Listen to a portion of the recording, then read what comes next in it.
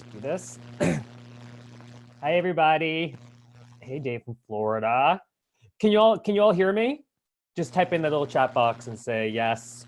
Tell me your dark secrets. Good, awesome. Hey, Laura. Hi. Yeah, a little buzzing, right? I think it's my headphones, so we're just going to ignore it. I feel like if I touch the headphones a little bit, it starts buzzing, so I'm just gonna like not try to move that much. Hey, too many to tell you. Awesome. Well, it's good to. What shirt color are you doing today? I'm doing, Jeff. This is the sixth webinar we've done, and every time I do a different shirt color, I'm still trying to find the best one. I think it was the light blue from last time, if you ask me. This one's a little too plunging. Yeah, olive, that's what it's called. Cool. Well, thank you all so much. It's been such an awesome string of webinars. I've learned so much, and I know you all have been really learning a lot from it too, being inspired from it and hearing from people who live and breathe this every single day. So it's been really awesome. Just a couple of quick things before we jump in. Oh my God, I can't believe this is so fun. If you're not following our newsletter or you're posting me on Facebook, we just had our 118th writer signed, this time to Circle of Confusion.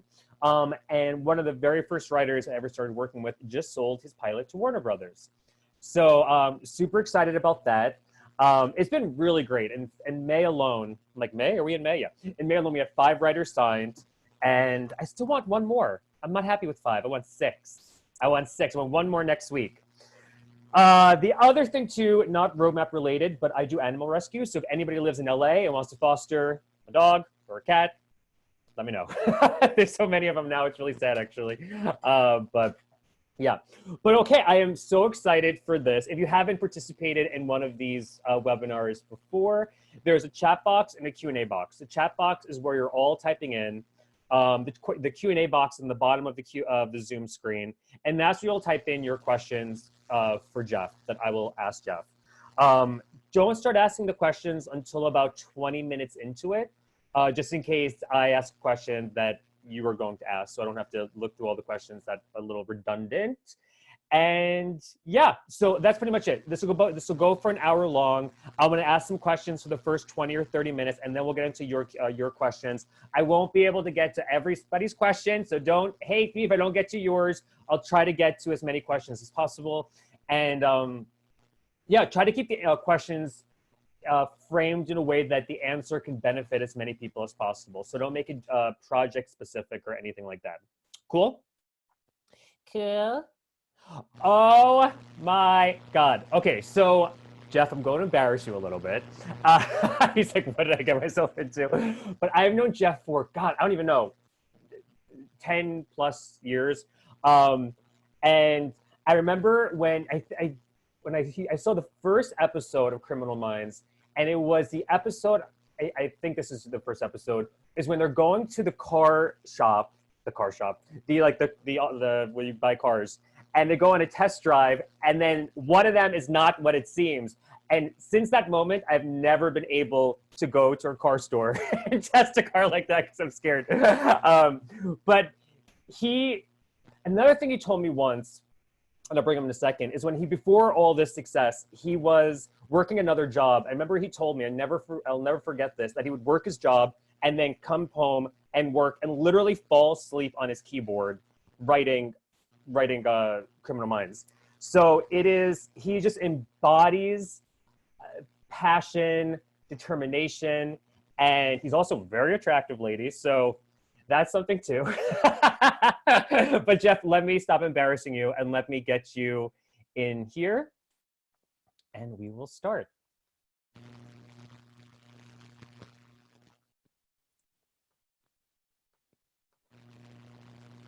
Hey, Jeff. Hey, can you see me? Oh my God, this is so weird. How are you? Good, how are you? Great. I'm actually getting quite used to Zoom. So I'm never leaving my house again.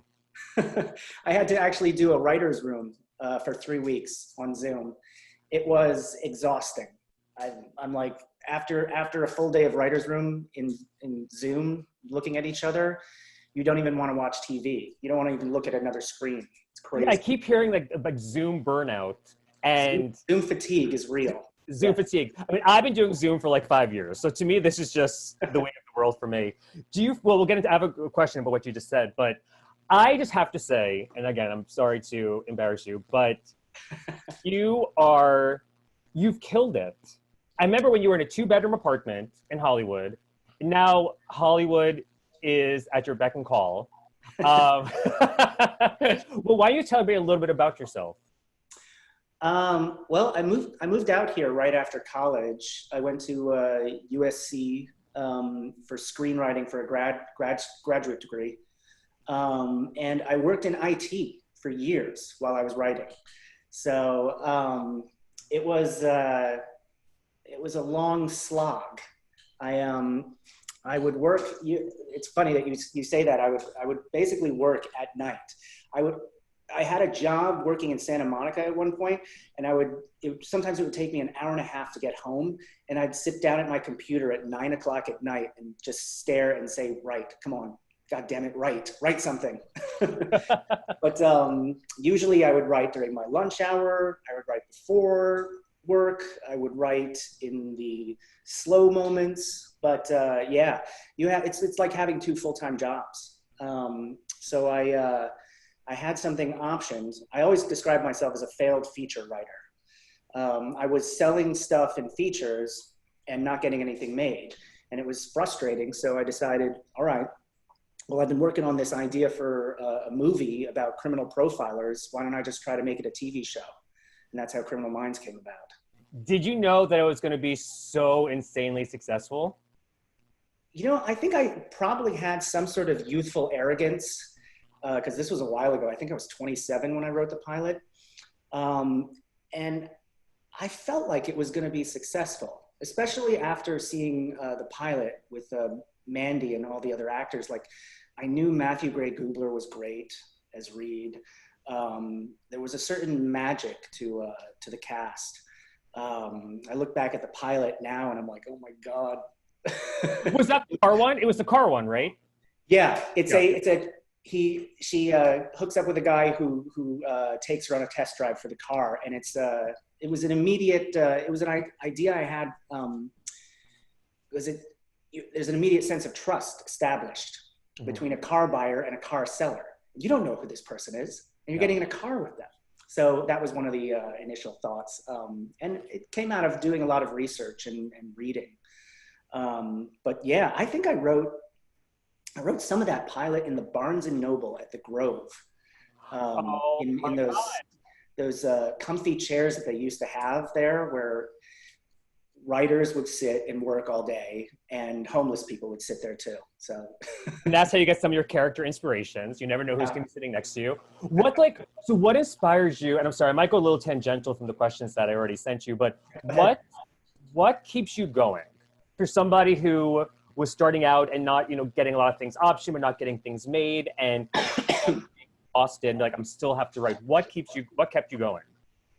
Like, was it just like the thought of like, I know like this is going to be good, or like, how do you fight out those voices in your head? I get a lot of questions about how do you make it as a writer, and I often say perseverance is more important than talent. You just have to keep going. You have to. I have a saying where if plan A is to be a writer, don't have a plan B. There's no better motivation than starvation. So don't have a backup plan. You have to succeed. So otherwise you're going to go broke and move back in with mom. Yeah. And even then, I mean, a lot of writers were sleeping on couches when they were writing their hits. I think Kevin Williamson was actually sleeping on a friend's couch, broke, while he wrote Scream. Wow. So perseverance and it's a mindset too. I remember driving to work and suddenly thinking to myself, I'm never going to sell a screenplay. I'm never going to sell a screenplay. It's never going to happen. And then I would breathe and I'd come up with a mantra like, you have all the time in the world. and you do. You have plenty of time. A lot of young writers come out here and they want to sell a script by 21. I'm glad that I didn't sell a script at 21. I wouldn't have been able to handle the business. I wouldn't have been able to handle getting fired and rewritten. I mean, like, it's rare that that happens. You need to pay your dues. But perseverance is really all that matters. I can already tell this is going to be a very inspiring webinar. So after this, I'm just going to like run for 5 miles and be like, what? So, okay, because you mentioned writers coming out here and wanting to sell something by 21 and, stuff like that. But what do you feel, because a lot of writers that we work with are older, and didn't go through the traditional route of being a writer's assistant. Do you feel that there is ageism in the TV world in Hollywood? And if so, how do you think writers can overcome that? I don't want to sound negative about the business, but there's definitely ageism. And there is one single way to overcome that, and write a great script. Nobody cares what you look like, who you are, where you come from. If you write a script that someone can't put down, that keeps them turning the pages, doesn't matter who you are. 8 years old, 10 years old, 70 years old, doesn't matter. And I mean, Robert Towne is still one of the highest paid script doctors out there. And he's that highly paid because he closes scripts. He gives them a script, he gives them a rewrite that they can green light. So I don't even know how old he is. He's got to be in his 80s. Yeah. Still, Alvin Sargent was, he wrote, didn't he do the script for Spider-Man 2 and rewrites on Spider-Man 1, I think? But it doesn't matter. If you're interviewing to be on a writing staff, you're going to get ageism. Yes, you're going to get, if you're over 40, fine. Over 50, people are going to, and if you're over 50 and interviewing to be on Riverdale, you're not going to get the job, most likely. Yeah. But if you show that you're like, that you know the show, that you know the genre, that you can tell a story, doesn't matter. I mean, It really comes down to the product. Yeah, that's good, because I feel like that's definitely probably one of the most recurring questions we're going to get. So I wanted to ask that right off the bat is, because I feel like sometimes writers are told to write TV, but then there's all this second guessing of like, well, is there ageism? How am I going to compete? Whether they want to be staffed or sell a project. So that's good. Do you feel like now with things being virtual, I know it's temporary, do you feel like writers, TV writers outside of Los Angeles will have more of a shot now? Absolutely. I still subscribe to the philosophy and belief that you must live in LA if you want to be a writer in TV. But it's changing. From my own experience of doing a Zoom writer's room, I know that I prefer doing it in person, but I know that there are a lot of writers out there who like it. And I know that Walking Dead, they were doing virtual writers' rooms well before this whole thing happened. I didn't know that. That's interesting. Yeah, they were doing like, I think half of their writing was over a video conference. But it's certainly getting better. Like when we were doing the writer's room, I started looking up all the sort of advice on how not to be fatigued, like turn your view off, because you always start looking at yourself and you feel like you're performing the entire time. And doing that for 8 hours a day, that's exhausting. But yeah, it's a hard question because if you really want to live in middle America and be a Hollywood writer, it sort of doesn't sound quite right to me. Yeah. This is where everything is. Do you feel, I can't believe you were 27 when Criminal Minds came on. First off, you don't age, so I literally hate you. And second, what is I have my touch-up appearance filter on. Oh, I have like 4 on, so we're the same. Do you feel that when you started and Criminal Minds got greenlit, what are some things that shocked you about the TV world that you weren't expecting? It is brutally, crazily competitive. because I'd never staffed even. I was a feature writer who came in. They writing staffs are on TV shows can be very. It can be like group therapy one day, and then it can be the strangest group conflict the next day. So, and I wasn't running that room. That was Ed Bernero. I became a showrunner on Teen Wolf, and the way I ran the room was kind of different. I mean, I used a different style. I used a different software even. I don't use whiteboards. I use mind mapping software. And we would project it onto a screen. Some of the writers didn't love it, but others got used to it and loved it now. So I just find it's a way to edit more easily. You spend so much time at the whiteboard erasing stuff and trying to fill in tiny little pieces here and there. The industry is, the other thing that shocked me about TV is the time that you have, which is none.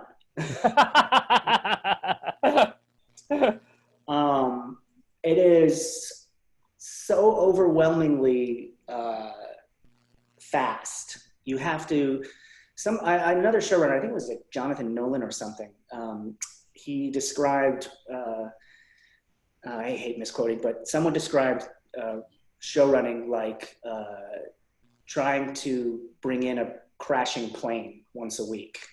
Oh, wow. Well, I'm terrified of flying, so I hate that analogy. It's true. There's so much you have to do, so many decisions to be made. And the worst thing is when a writer on your staff hands in a script and you have to completely rewrite it from page one. And that's sometimes not even the fault of that writer. That's something that happens in the room where you go down the wrong path, and suddenly when it's all in script form, you realize this doesn't work. And you have all the pre-production people, like your first AD and your director and your cinematographer and your production designer, all asking where the pages are, because they need to start building things, and you need a cast, and you're sitting there still trying to figure out what the teaser is. So wow. Yeah, I've written scripts, and my God, it got to a point where on Teen Wolf, because we were shooting so many episodes, it was 12 episodes of the first season, 12 the second season. And then they suddenly said, we want 24 for the third season. I was like, what? But even then, I was working as fast as I could possibly. I remember in like season 5, I would give them something that I called a scriptment, which is part the scriptment is James Cameron's term. My term was script line. It was part outline, part script. So it would be pages of script, but some of it were just from the outline. It would be a mixture of screenplay and outline. And they could prep off of that, which was good, but the script wasn't done. The actors would look at it and say, where are my lines? And I'd have to say, they're coming. But this happens in every single TV show, unless you're Game of Thrones and you have 10 months for your writer's room and you have to finish all your scripts beforehand. But even then, I'm sure they're writing. I'm friends with Brian Fuller, and he would tell me about getting pages in, and how Mads Mikkelsen was fine if he at least had, I think, 48 hours with the script.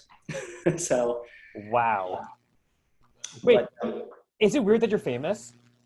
I don't feel famous. It's so weird. My brain is going a mile a minute. Okay, so let's go into like the craft. What are some things a writer should try to achieve in their pilot? Well, definitely a great opening.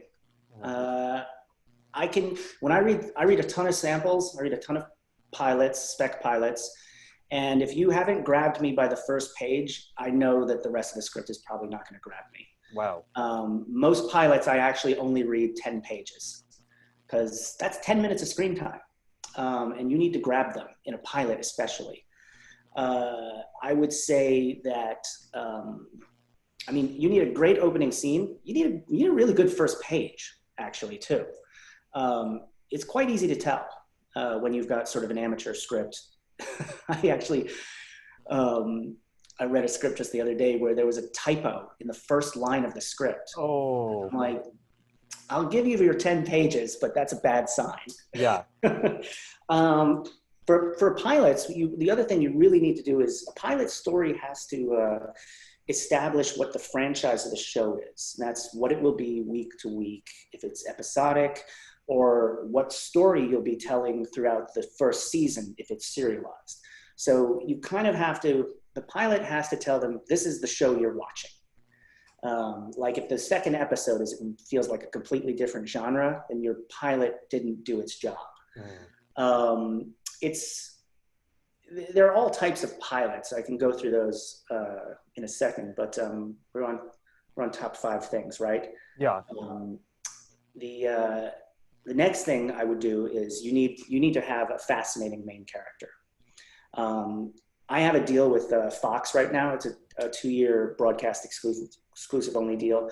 And one thing I've noticed about all of their shows is they all have very big sort of brash main characters. And you also want to attract a star to star in the show.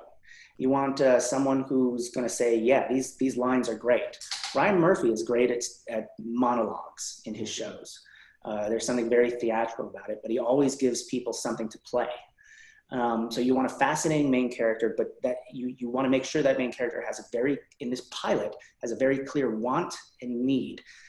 And whatever that is, it has to drive them to do their thing. If they're a cop, it has to drive them to solve crimes. If they're a lawyer, it has to drive them to solve cases for 100 episodes. And it needs to be something they will never let go. So main character. The other thing is you want to surround that main character with very memorable secondary characters who aren't just stereotypes, who sort of live and breathe on their own. It's funny when you see certain shows where there's always the pilots always have these token characters, especially in like cop procedurals, and they don't last because they're not memorable. Like one of the things I wanted to do with Criminal Minds was I wanted, you never see a really young character as part of the FBI, and I wanted to do a genius, someone with 3 PhDs and a perfect memory, and he could read super fast.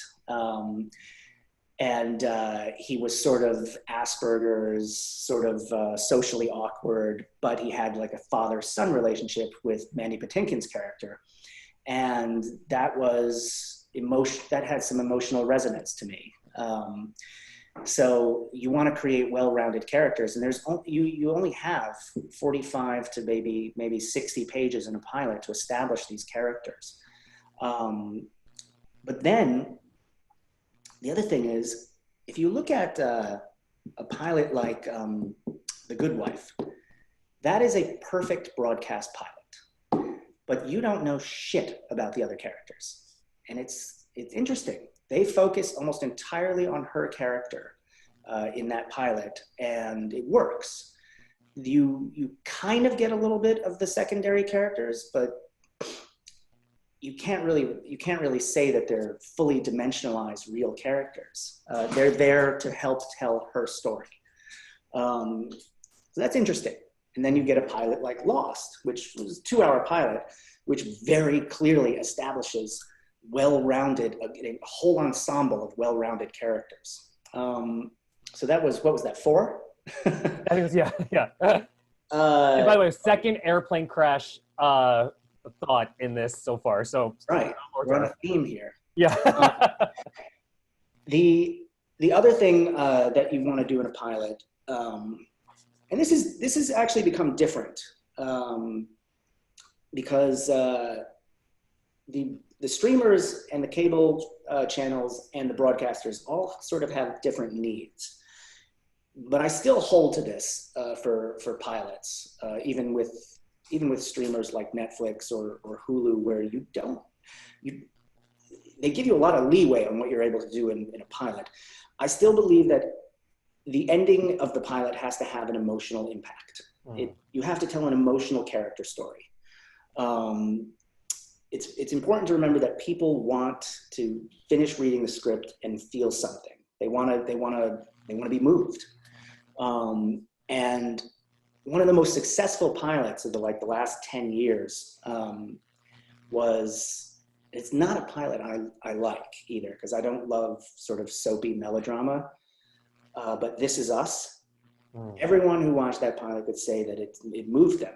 I found it a little melodramatic and a little too saccharine, but that's what made it a hit. It was emotionally moving. It was, I think a lot of people said they cried at the end of it, but even with a pilot on Netflix, Ozark is a perfect streamer pilot.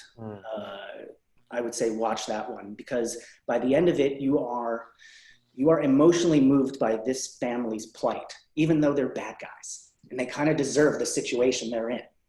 And they do a very good job of crafting that story so that you're still sympathetic to them by the end, and you're hoping that they get out of this in their criminal way.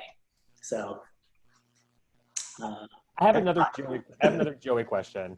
How have you changed as a writer throughout when you were 27, I guess even, well, let's say when you were 27 on Criminal Minds to now? How have you changed? I'm slower. I came out to LA and I had written 20 feature scripts. And nowadays it takes me a lot longer to write, probably out of perfectionism, maybe I'm better, I don't know. I always hope that I'm getting better. But I'd like to say my writing is more sophisticated now. But who knows? Well, you're taking over the world, so I think the world knows. The world has spoken. Okay, I'm going to ask 2 more questions. I can't believe we're already about halfway through this already. So if you want to start typing in questions, everybody, you could. I already see a few questions in the chat box.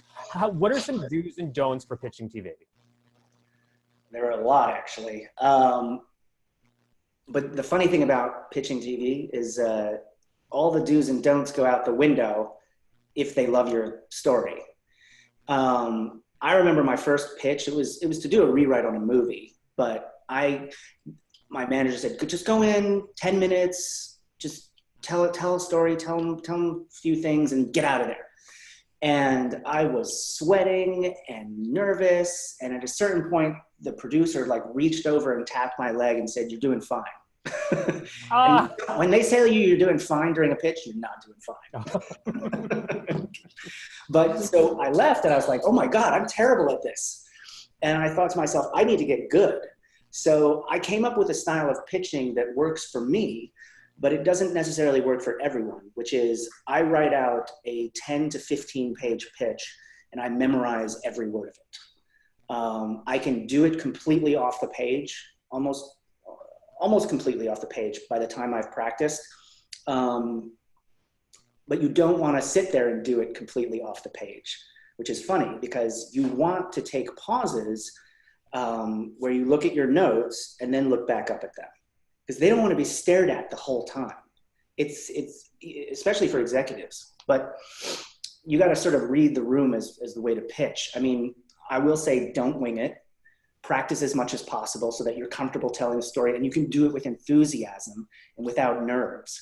Don't bore them with too many character descriptions, things like, we don't need to know everyone's age, hair color, history. All we really need to know is what makes the characters unique, what they want, what their emotional need is. Don't make it too long, but also not too short. Most managers and agents actually tell their writers, I've heard this constantly, and you'll see it in screenwriting websites too, make it under 10 minutes. That's crazy. My pitches are never less than 20 and often around 30 minutes actually. And if you're telling an engaging story, they'll be with you. The other thing is these days you have to tell them so much in a pitch. You have to know so much. It used to be you hear the stories of Aaron Sorkin at lunch saying, I want to do The American President as a TV series. And then they say, great, let's do it. That doesn't happen. They need to know the pilot, season 1, season 2. I actually got a pitch I did about 2 years ago. I was told by the studio, we need to know what the last episode of the series will be. And I was like, what? Nobody knows that. I mean, why would I even try to think of that? But they wanted to know. And I think I just sort of slid around it. But you have to pitch ideas for 3 seasons of a show.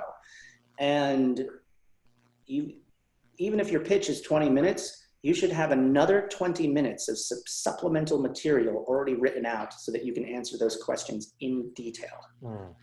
Because you'll leave the pitch and your agent will call you and say, yeah, they weren't sure that you knew what episode 5 of season 2 was going to be.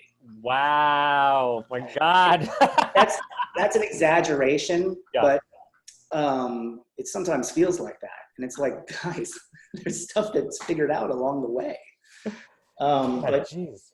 It's all about making them feel secure as well. They need to know that you know exactly what you're doing. Nobody wants to end up with Lost, where they had no idea what the island is till season 3, I think, and even then they didn't know. Do you feel that, and then I'll go into the questions from everybody. And by the way, I think right now we have enough questions, so no more questions for now. Do you feel that, because you were mentioning so many showrunner names and just pilot plots, do you feel like TV writers need to absorb all of the what's on TV right now? Who's show running them? Who's directing them? Do you think that's important for an emerging TV writer?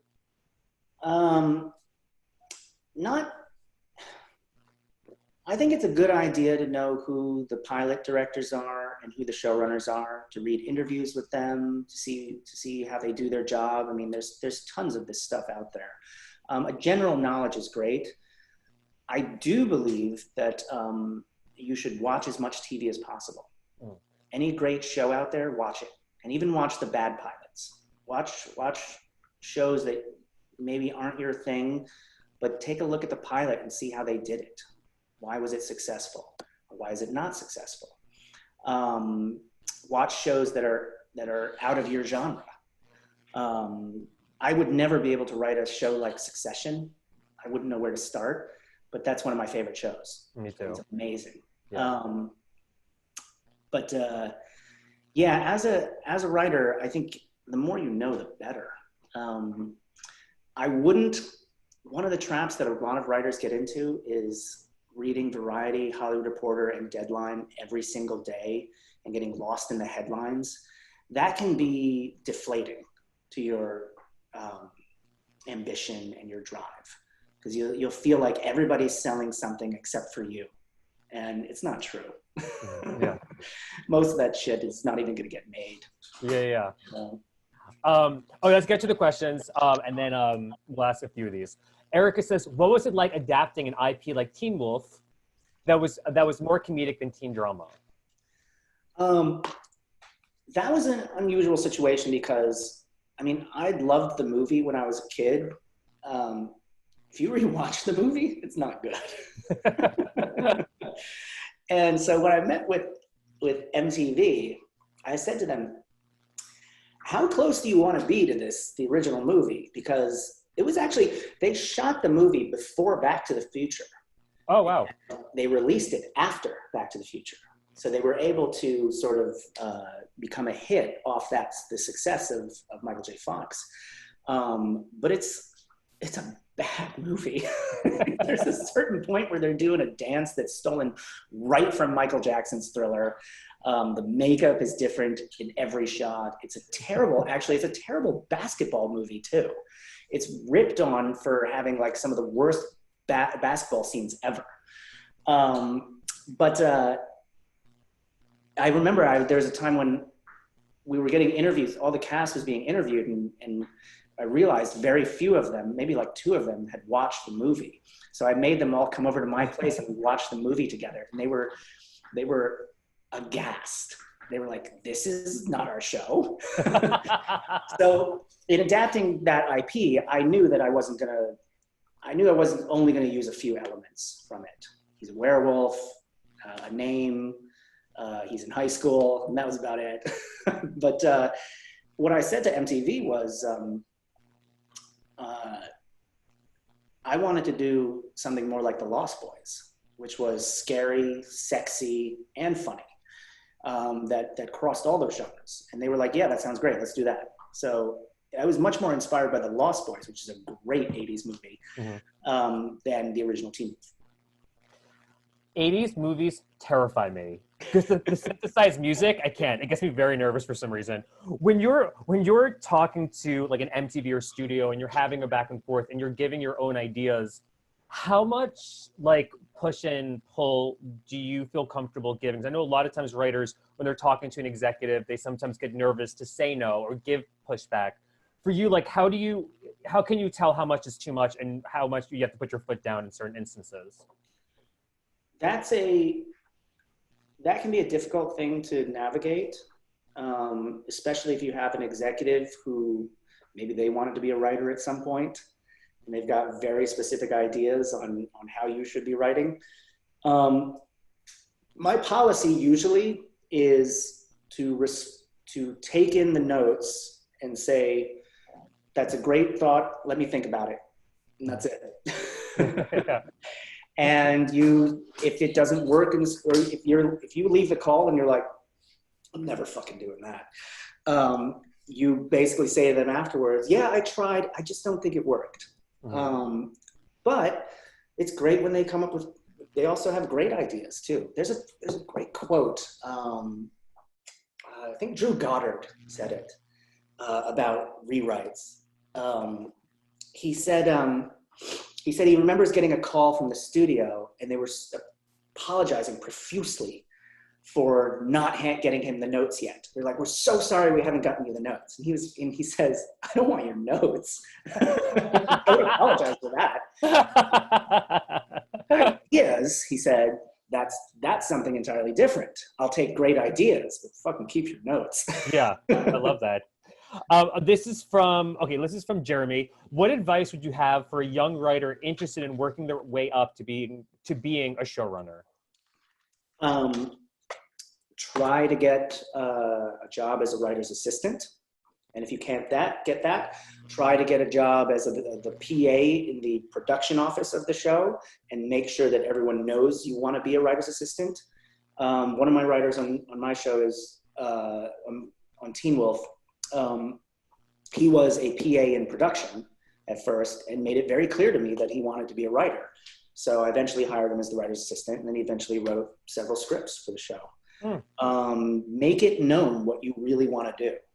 Although there are some showrunners who don't really want to hear it. One of my priorities as a showrunner was get people to where they want to be, even if that means they'll no longer be at your show. My script supervisor became a director. My first AD became a director. Another producer's assistant became a writer on the show. You need to get in somehow. The other way to do it is just write a great script. I can't emphasize this enough. If you write a great script, whether it's a feature or a pilot spec, and the person reading it can't put it down, you'll get a job. You'll get hired somewhere. It doesn't matter what level of experience you have. Cool. I think I was going to ask another question, but you just answered it. If a writer sells a pilot, what other expectations do the buyers have for them? Well, if they're new, when you sell a pilot, the expectation is that you'll also be the showrunner. And that doesn't happen that often. The expectation is that you'll be able to figure out the whole, they have a term, you got to keep the train running. And you essentially want someone experienced there who knows how to keep scripts moving, who knows how to keep a writer's room moving. It's not that hard once you learn a few tricks, but there are a lot of opinions about it. I would say just do your research. I mean, the WGA has the showrunner training program, which is great. But for a new writer, for a writer that hasn't been on staff, selling a pilot can be a tricky situation. Mm-hmm. And then I guess I have a couple questions about the process of staffing. When staffing a room, do spec episodes still have a place as samples, or is it mostly original pilots that are read for staffing these days? Yeah, I haven't staffed a show in a while. I did just actually staff my sort of mini writer's room, but I can't tell how many agents or managers are telling their clients what to write these days. But I can tell you what I prefer to read. I prefer to read original pilots, because I want to see new ideas. I want to see the way they write characters. I want to see if they can have a specific voice, dialogue. I'm fine reading spec pilots based on other TV shows, if they're really good. But if you send in a pilot that doesn't really sound like that TV show and that's one of your favorite shows, that person's not getting the job. Yeah. That's really bad. Yeah. Do you feel like let's use Teen Wolf as an example. Let's just say, hypothetically, they're staffing for it. Would they want to read scripts that are tonally the same? Are they just looking for how a writer can create characters? What do they look? Does it have to be tonally similar? For me, it was sometimes it's finding someone who's good at a certain genre. Like when I was staffing on Teen Wolf one season, I knew I wanted someone funny, so I was looking for that. But it's really someone who can tell a good story, someone who writes dialogue that sounds real. I know when we were staffing Criminal Minds for the first season, we got every script was a procedural script. And it was all CSI Miami. It was all scripts that could be the next really boring mystery show. And I told the studio and the network, I said, I want to read stuff that's suspenseful. Send me writers who know how to write suspense. And that's kind of rare in Hollywood, actually. A lot of people can put the clues together in a script, but they don't know how to build suspense. So that's one of the priorities. For Teen Wolf, that was a priority too. For this last project, it's a animated 1-hour drama for Fox, and it's pretty ambitious. So I had pretty specific ideas of what I wanted the writers to be able to bring. Cool. This is an interesting question. Is there anything you should never say to the executives during a pitch? I would steer away from anything racist or sexist. Yes, that is true. Or maybe like, and I have no idea how it ends. But that's a funny question. Are there any questions after the pitch that is? And I'm sure it's case by case, but is there any recurring questions that you sometimes ask after the pitch, or you're asked after the pitch, whether it's who do you see as the main characters? What do you see the tone like? What are any recurring questions? They do ask this question. I'm not sure if it's mostly broadcast or streamers these days, but funny thing is most of the executives at the streamers started in broadcast. So they've been pulled from broadcast. They want to know what the episodes are going to feel like, even if it's serialized. So you need to be able to tell them this is what a typical episode would be like. For a crime procedural, these are going to be the crimes of the week. But for a serialized show, they do need to get a sense of what are the characters going to be doing every episode to solve the problem. That's why looking at the Lost writer's guide, actually the series doc for Lost is pretty helpful. It's online, you can find it.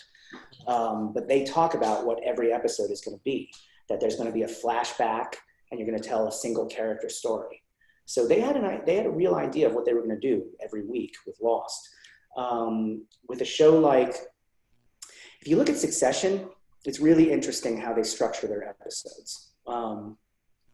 They basically, because I think the writer actually, he's a British writer, and I think he started in comedy. If you look at Succession, every episode is about one thing. can they do this? Can they keep this sail from? Can they keep the sail going through and not falling apart at the last minute?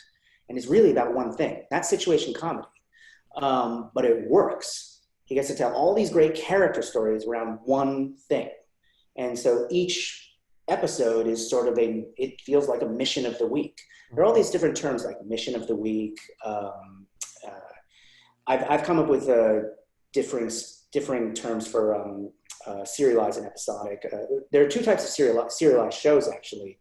One is I call big A story shows, and the other is soap opera format. If you look at something like Game of Thrones, that's actually a soap opera format. You're basically, what's up with these two characters? Cut to these two characters and what's up with them? What's up with these two characters? A, B, C. And then it repeats. Back to A, back to B, back to C. And usually you want some sort of cohesive narrative piecing all that together. But in soap opera, it is literally A story, B story, C story, back to A, back to B, back to C. And that's how shows like True Blood did it as well. And that's a very specific type of episode structure. When we were doing Teen Wolf, we were trying to do mostly A stories. That's basically Succession. I'm starting to ramble now, so I'll stop. No, this is so interesting. When you're watching TV, since you've been immersed in it for so long, is it hard for you to get absorbed into it, or are you, as Jeff Davis, thinking about the structure and thinking about how they've done it? No, I turn my brain off. I try to turn that part off because I love TV and I love watching movies and I love to just enjoy the process, enjoy the emotional ups and downs of it. But there are shows where I'm like, oh, why would they do that? What's your favorite show now? Is Succession? Let's see. God, I love The Outsider, but I can't say it's my favorite show because it's done. I think the one I'm most looking forward to seeing again is Succession. Yeah. Oh my God. But I love. I watch a lot. I try to watch as much as possible. I'm only in the second season of Ozark. Game of Thrones I loved, but like everyone, I had issues with the last season. Well, if everybody wants to start typing in some of their favorite TV shows, maybe it gives Jeff some ideas. Okay, we have time for 2 more questions. So again, I apologize for those I'm not getting to because there's quite a few questions. This is from Bernie. How do you have a gripping opening page or 10 when your script revolves around a big reveal? How to start strong but leave room for energy to grow? You raise a question in the narrative that requires answer. So something happens where the audience says, I need to know the answer to that. And that can be pretty simple. I mean, Breaking Bad is one of the best pilots ever. And it starts with a guy, that's a pilot that I call A Day in the Life. And if you're doing a day in the life pilot episode, you need to tell a pretty interesting day in the life. But Breaking Bad is I know that it grips you from the first page. I know that like a pilot like Game of Thrones, the first pilot they shot was so bad they reshot the entire thing, which happens. There's a really good website that goes through some of these things, and it's called Script Shadow. Have you guys heard of it? Mm-hmm. Yeah. He's really good at breaking down like stuff to do on a first page or first 10 pages, and he mostly talks about features, but he does talk about TV too. I would check that site out. You've got to have a compelling first page. It's got something about the character makes you say, I need to know what happens next. So yeah, you need to grab it. It kind of like, going back to Succession, about it's such a great opening when he has, spoiler alert, he has an incident, he has to go to the hospital, but the question is, who will take his spot? and then you have these three bumbling, well, two bumbling idiots and one person that seems smart, but it's kind of overshadowed. And that's the question, like, who is going to take this billion-dollar company? And it's fascinating. Yeah. It's raise a question that the audience wants to know the answer. Okay, let's do one more, and I want it to be juicy. I want this to be a juicy question. Okay, let's see. No. Some of the questions are very long. Okay. Okay, this is interesting. Going to being in the writer's room. What tips do you have when a writer's staffed? What tips would you give them to survive a writer's room? This is a very specific. You must pitch and keep pitching. Know when to stop pitching. Know when to give up on an idea if it's not loved. But your job as a writer in a writer's room is to support the showrunner's vision, not to write your own script, not to make your name. Your job is simply there to support the showrunner's vision and keep bringing ideas for the showrunner, whoever he or she may be. And sometimes your script will be completely rewritten, and that's fine. Just keep bringing great ideas to the table. And remember that if the showrunner doesn't like your first 10 ideas, if they don't like your first 100 ideas, you better be prepared to pitch 100 more and do it just as enthusiastically as you pitched that first 100. That's the most important thing. That's your job. Bring ideas, bring twists, bring turns, bring great character moments. You are there to supplement the showrunner. Forget your ego, forget whatever things you love or ideas that you love. Just remember, you're writing their show. This is the last one that I'm going to ask, because this is kind of the ending of all the webinars we've had. We've had Academy Award nominated writers. We had execs from Netflix. We had all these amazing people. And one thing I've noticed that's throughout everybody, whether it's a facade or not, but it's very much like there's like a confidence that they know who they are.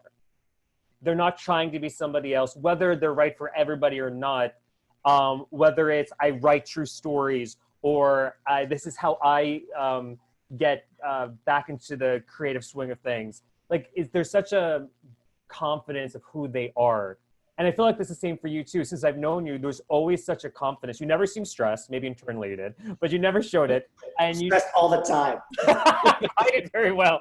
But like, there is kind of, and just what you were talking about too, in 27, getting notes from a studio, having a back and forth, asking for certain kind of specs. Like, do you feel, is that hard for you as you go through? Is it easier getting through when you're successful and getting stuff made more and more? Do you feel like that confidence is easier to grasp of like who you are? No.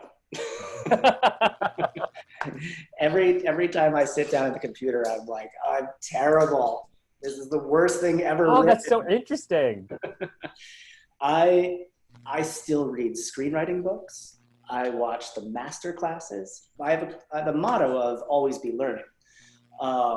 Anytime I interview a writer, I say, what was the other writers room you were like beforehand? What did they do? What was really good? Because I'm looking for better ways to do it. There are a lot of writers out there who seem so confident. I wish I was one of them, but I'm not. But there's a certain, you simply have to please yourself. Write the story you want to see. If you write the story you want to see, someone else will want to watch it. I love this quote. James Cameron was asked once what inspired him to write Aliens. And he said, I wrote the exact movie I wanted to see as a 13-year-old boy. And it's fucking awesome. So when I wrote Teen Wolf, I didn't sit down to write a Twilight ripoff. I wanted to write a sort of superhero story by way of werewolves. And I crafted a kind of Peter Parker storyline, and I wrote what I wanted to write. I pleased myself. When I was doing Criminal Minds, I was really fascinated by behavioral profiling, by all the different stuff in it that you'd never seen on TV, like the homicidal triad, like the difference between an organized and disorganized killer, the things all those psychological things. That stuff fascinated me. So I was writing something I was passionate about, and I was writing something I loved. And the funny thing about being a writer is you do have to have a certain bit of arrogance to what you do, because you're writing something, right? And you're not just putting it on paper as a story to tell someone. You are expecting people to spend their time watching what you wrote, spend their money, hard-earned money, watching what you wrote. So you better be good. Everybody has a story to tell, yes, but doesn't mean people are going to want to watch it. Yeah. Oh my God. I can't believe this hour flew by. Jeff, this is such a great way, and everybody stay on for a second when Jeff leaves, but this is such a great way to end this month of webinars. And again, not to sound like a fangirl, but I am so inspired and impressed with everything you've done. It's amazing. You worked your butt off and you deserve it.